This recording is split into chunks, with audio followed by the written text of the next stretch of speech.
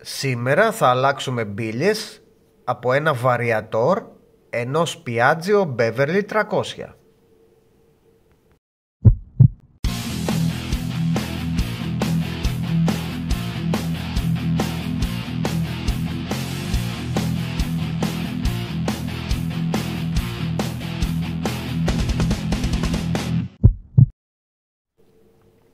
Ξεκινώντας θα αφαιρέσουμε το καπάκι από το φίλτρο αέρος. Έχει 3 μακριές βίδες.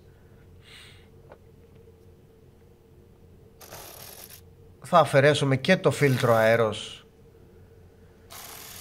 Έχει πολλές σταυρωτές βίδες. Τώρα δεν ξέρω αν μπορώ να βγάλω το καπάκι του Imanda χωρίς να βγάλω το φίλτρο αέρος, αλλά θα το βγάλουμε κιόλας για να το δούμε. Ωραία. Θα βγάλω και αυτό το πλαστικό καπάκι, το οποίο δεν χρειάζεται να το βγάλετε εσείς, τζάμπα το έβγαλα. Και τώρα αυτό το πλαστικό καπάκι έχει 3 βίδες μακριές, 8άρες, μία δεξιά, μία αριστερά και μία από κάτω. Ωραία, τραβάμε προς τα έξω και αφαιρείται. Τώρα θα αφαιρέσω 3 Allen βίδες, συγκρατούν αυτό το πλαστικό, το οποίο μέσα έχει ένα σφουγγαράκι για να φιλτράρει τον αέρα που τραβάει το βαριατόρ. Αυτό θα το καθαρίσουμε.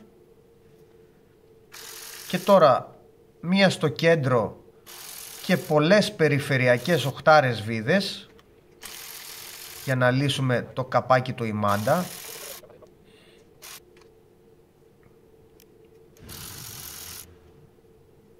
Εδώ έχει και ένα σώμα, μην το ξεχάσουμε να το ξαναβάλουμε.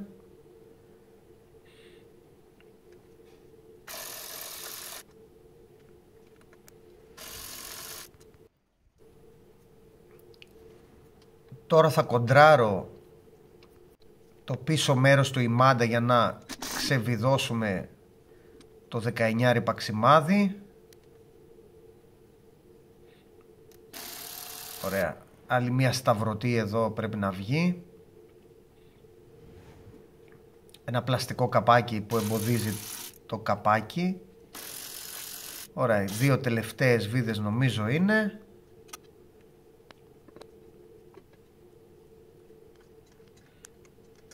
Μια ροδέλα είναι εδώ, δεν βγαίνει. Ωραία, και τραβάμε προς τα έξω. Χτυπάμε και λίγο με τη ματσόλα. Ωραία. Και το καπάκι μας βγήκε. Τέλεια. Τώρα έχω φτιάξει ένα δίχαλο πατέντα για να κοντράρω το βαριατόρ. Και με το ηλεκτρόκλειδο βγάζουμε τη 19 βίδα. Τώρα βγάζουμε τη ροδέλα τη χοντρή. Έχει πιο μέσα μία ψηλή. Αφαιρούμε το εξωτερικό μέρος του βαριατόρ. Μία ροδιλίτσα. Παραμερίζουμε τον Imanda για να μην μας ενοχλεί. Τον πύρο. Και τώρα θα προσπαθήσω να το βγάλω ολόκληρο, αλλά έμεινε μέσα το εσωτερικό κομμάτι, το καπάκι. Το τραβάμε και αυτό προς τα έξω.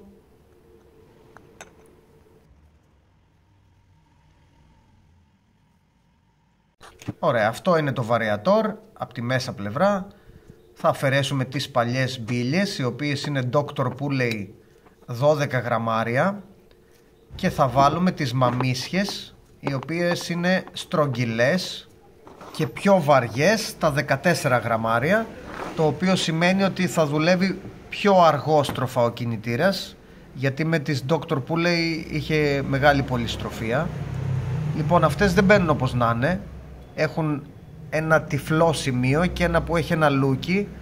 Το τυφλό θα μπει από την αριστερή πλευρά, όπως βλέπουμε το βαριατόρ από την πάνω πλευρά. Τα τοποθετούμε ένα-ένα. Και τώρα κλείνουμε το καπάκι. Ωραία. Και τώρα με την αντίστροφη φορά που το βγάλαμε θα το επανατοποθετήσουμε προς τα μέσα, να μπει τέρμα μέσα. Καθαρίσαμε και τον πύρο, θα τον βάλουμε μέσα. Αυτά δεν θέλουν λίπανση. Ωραία, βάζουμε και τη ροδελίτσα. Επανατοποθετούμε τον ημάντα.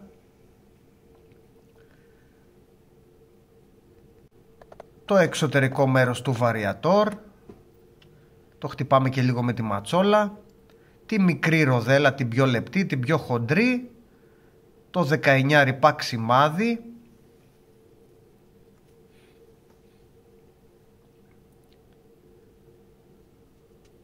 Ωραία, τα σφίγγουμε λίγο με το ηλεκτρόκλειδο και μετά κοντράρουμε με τη διχάλα και μετά με ένα δυναμόκλειδο σφίγγουμε στα 75 έως 85 νιουτόμετρα, όπως λέει και το βιβλίο του κατασκευαστή.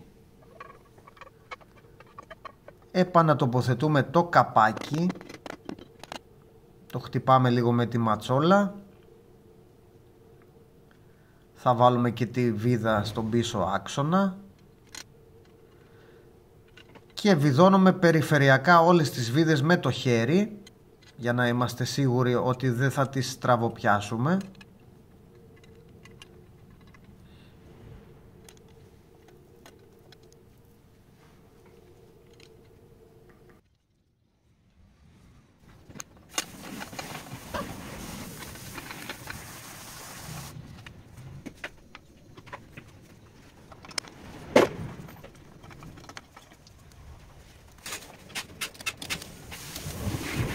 Θα σφίξουμε και την πίσω 19 βίδα με ένα δυναμόκλειδο στα 54 έως 60 νιουτόμετρα, όπως λέει και το βιβλίο του κατασκευαστή. Ωραία, τώρα σφίγγουμε γύρω γύρω με την ηλεκτρική καστάνια, δεν τα καργάρουμε.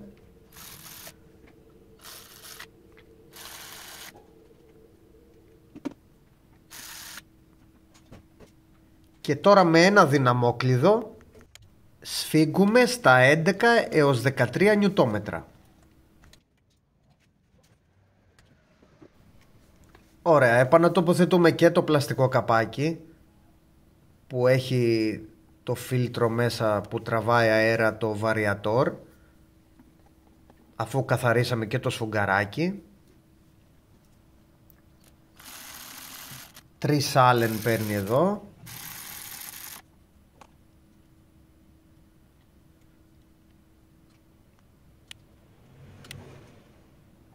Ωραία, τώρα βάζουμε το πλαστικό καπάκι, 3 οχτάρες και αυτή με το δυναμόκλειδο 11 έως 13 νιουτόμετρα. Τώρα επανατοποθετούμε το φίλτρο αέρος.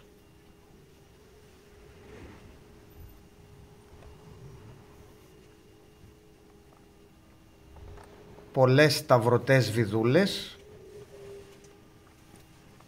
5-6 σίγουρα.